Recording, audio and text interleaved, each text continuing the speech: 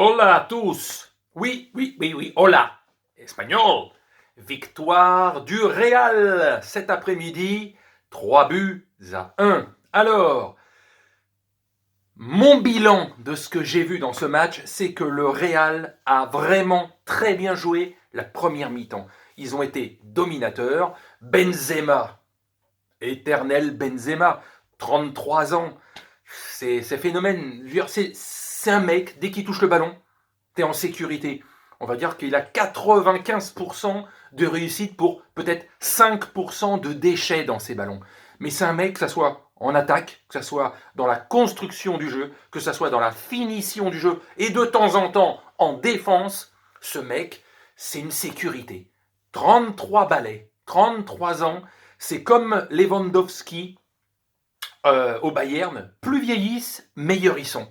C'est dingue, c'est dingue. Un autre ancien, entre guillemets, pour pas dire vieux, c'est Modric. 35 balais, lui. Lui aussi, alors lui aussi, il sait ce que c'est que de construire une action, garder le ballon, casser les lignes. Non, c'est du très lourd. C'est du très lourd. C'est du très lourd. La première mi-temps, ils ont dominé nettement. En seconde mi-temps, ça a été un peu plus compliqué. Le Celta s'est réveillé.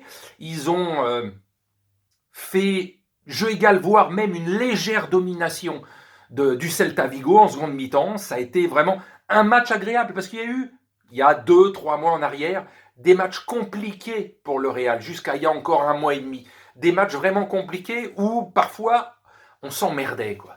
Un petit peu comme le Barça. On a l'impression depuis un mois et demi, ces équipes-là se réveillent et même dans le jeu, ils sont meilleurs. Alors, c'est vrai que ça a été un peu compliqué, comme je vous l'ai dit, en seconde mi-temps pour le Celta, mais il y a Benzema. Il marque 2 buts, un doublé.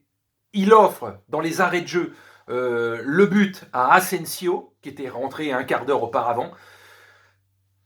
Quoi dire, je veux dire, ça fait partie de ces joueurs. T'as une totale confiance quoi, dans ce genre de joueurs. C'est juste beau à voir.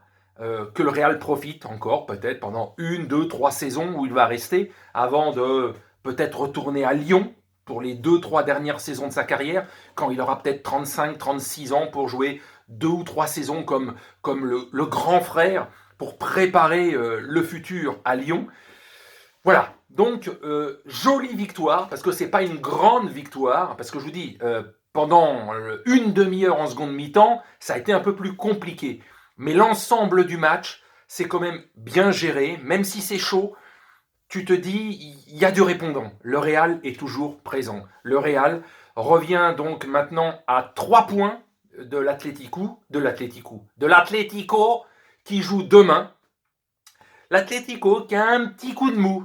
Alors, c'est pas dire qu'ils vont perdre demain, ils vont peut-être gagner et reprendre 6 points d'avance, mais il reste encore 9 ou 10 journées avant la fin de la saison. Et donc, le Real est toujours en course pour ce titre en Liga.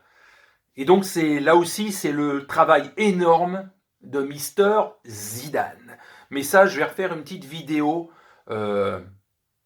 très rapidement pour parler un petit peu encore du cas Zidane, avec tout ce qui lui tombe dessus depuis 2 ans à chaque fois, dès qu'il y a 2, 3 matchs compliqués, etc., etc., mais il retourne la situation, donc je vais refaire une petite vidéo là-dessus très rapidement, là, dans le week-end.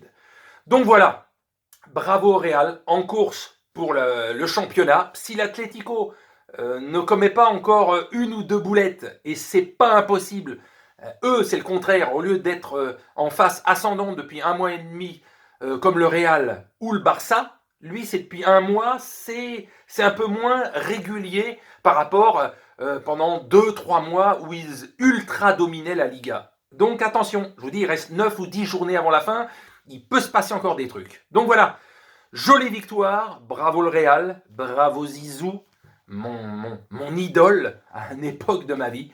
Donc voilà, bravo à eux, et donc à plus tard les amis.